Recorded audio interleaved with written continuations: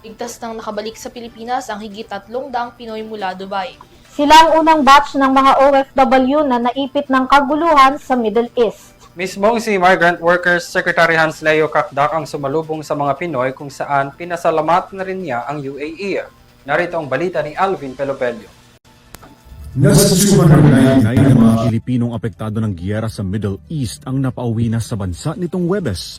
Lumapag sa Ninoy Aquino International Airport Terminal 3 sa Pasay City ang Emirates Airlines Flight 336 mula sa Dubai sa kayang mga Pilipino. Bahagi sila ng mahigit 1,000 overseas Filipino workers na humiling ng repatriation dahil sa banta ng seguridad sa gitnang silangan dahil sa giyera sa pagitan ng US, Israeli Military Forces at ng Iran. Pinasalamatan ni Migrant Workers Secretary Hans Leo Kakdak ang UAE government sa pag-alalay sa mga Pilipino habang inaayos ang kanilang repatriation patungong Manila. Pinagkalooban ang mga returnees ng agarang tulong pinansyal mula sa DMW Action Fund, accommodation, transport services, medical assistance at psychosocial support. Kami na at least meron ng mga unang batch na nakauwi. Nakahanda na po ang whole of government team na inatasan ng Pangulo.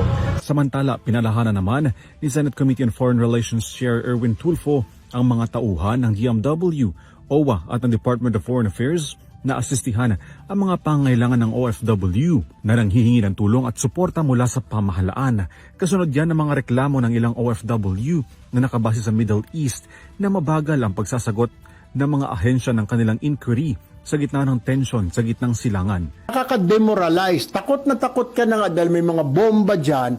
Gusto mong hingi ka ng tulong sa gobyerno.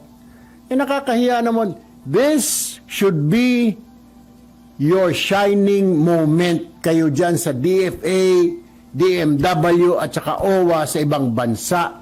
Kailangan kayo ng mga kababayan natin. Gawin ninyo ang trabaho ninyo. Hindi yung magpasarap-sarap lang kayo dyan. Kasama sa trabaho ninyo yan.